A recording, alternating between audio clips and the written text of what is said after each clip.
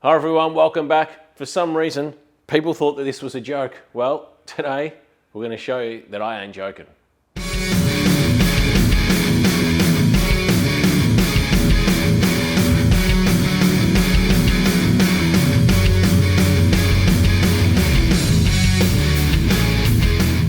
Alright, so welcome back. Thanks for clicking on the video. Now, just before we get started, stats on my video show that something like it's almost close to 70% of people watching this stuff aren't actually subscribed, so it's free. Just click the subscribe button. It'll help me, get better reach and stuff like that, and maybe potential sponsors, more sponsors might come on board and actually help me build this thing, because the budget for this is tiny, because the thing that's on the hoist just above that takes all of my money.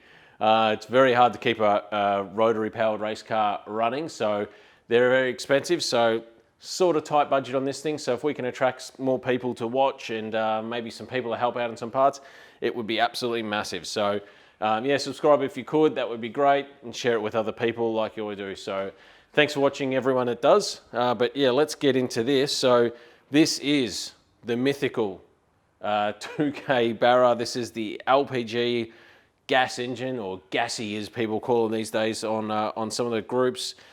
It is an engine from a Ford Falcon. This is from a BF Series 2 Falcon.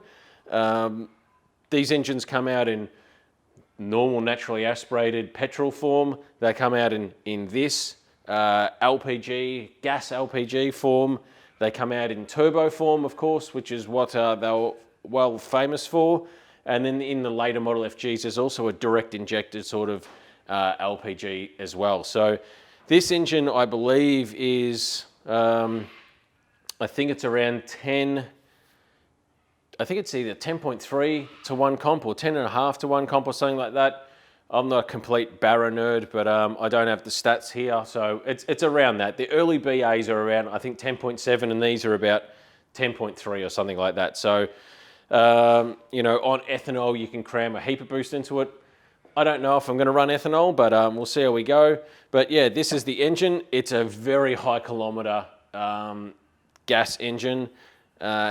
So they're getting harder and harder to get. A couple of years ago, these things were $200. This one cost me $600. However, I saw engines at the same time I was looking up to $1,000. So yeah, here it is.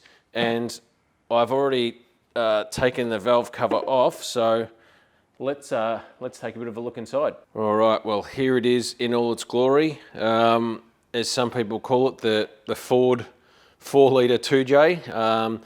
Double overhead cam, 24 valve, 4-litre straight 6. Yeah, so all the accessories are still on it. I've got air conditioning there because I want to retain the air conditioning. Alternator, power steering's over there because I won't be running power steering.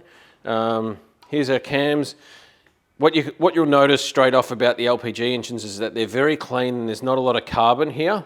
This oil, however, does look very dirty. So I'd say this engine, it come out of a BF Series 2 wagon, probably didn't undergo a lot of oil changes. Now, something that's common for the Barras is that they sort of eat cam lobes. These ones don't look eaten, but there's obviously definitely some wear there. So what I probably need from Barra nerds in the comments is some of the stuff on here of, go, no go, I guess. So, what can we get away with? What can we reuse? And what should we look at replacing? So, are these cams okay?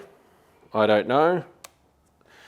They look all right. There's some surface rust on here, and if I actually rub it with my finger, it comes off. So I'd say this is really only just, it's only surface rust because it's recently been pulled out of the car, and this is where the breathers are, and it's just, it's just done that, but whatever. Some issues straight off the bat. Number 1 spark plug. Yeah, it's looking pretty good. Looks like there's, they're just, ratty old spark plugs and that.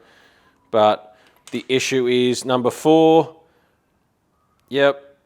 People that have worked on engines with aluminium heads long enough will know this. So it's cross-threaded this. someone's probably put it in too tight to start with, and it was just cross-threaded as soon as it come out. So I wouldn't be surprised if someone tried to take it out, was cross-threaded, and they just tightened back up and said, hey, I'm not having a par of that. So that's easy enough. I've got to take the head off more than likely because I'm going to be doing valve springs and head gasket and head studs and all that kind of stuff with it. So, all right, so another thing is, I don't know what these are. This was loose in the rear baffle. This was actually sitting like, I don't know, here or somewhere, I think. And these, when I took the rocker cover, the valve cover off, I shook it and heard something rattling. These were in the rear baffle. So I don't actually know what these are, to be honest. So if anyone can tell me what the hell these are and where they come from, that would be a great help. Overall, it looks pretty clean and it looks okay. The outside has got its usual, if you look on the valve cover, the usual sort of Barra Falcon stuff. But if I grab this, you know, it turns over. It's not like it's seized or anything. So, you know, that's all manageable. So in terms of Barra stuff, probably going to look at basically throwing the Dominator Motorsports catalog at it. Those guys do basically everything you need to turn one of these into a ball terror, and it's just easy often to deal with one place that's got really good reputation for quality parts and that. So they do, you know, the common issues with these things are valve springs, head studs, head gaskets, the timing chain guides, all that kind of stuff, all that good stuff the team at Dominator Motorsports do. So we'll probably get on a whole heap of that stuff on there, and yeah, and then we'll be good to go. Hopefully, when we take the head off, we're not greeted with any nasty surprises. I will take the pan off because I need to modify it anyway, and I'll probably crack a bearing on a rod and a couple of mains and just have a look at what they're like as well, and we'll see what we're playing with. All right, so the Barra is one thing, and it's great to have it on the engine stand, and it looks huge because it is. But the other one is right here, and what our plan is for the car. So you can see some texture marks there, and that is essentially everything I have to cut out of this car to make this engine fit. So I've got a lot of work ahead of me. Engineer, of course, has given me the go-ahead, so that's okay. I'm not just flying blind. I know what I need to do, but right now I've sort of got a list of stuff I need to do, and we'll just run over those now. So here's the line that I need to essentially cut out. And you can see this line is the center, and you can see this side is smaller than that side, and that's because this is the intake side and it bulges.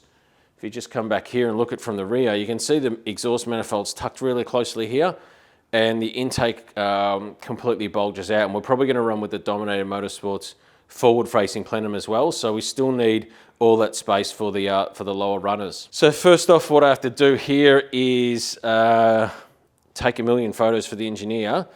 Look at that stamping. Looks like a mobile phone was in the press when they stamped that panel and someone lost it. So what I've got to do now is I'll cut off the factory mounts. I'll get rid of those, and then what I'll probably do first even is the pan here is an early is a BABF style pan, obviously, and it's got the bulge at the front, so you can see where the oil pan bulges out the front. More than likely what I'll do is I'll cut like all of that there, because what we want is the engine almost to sit here.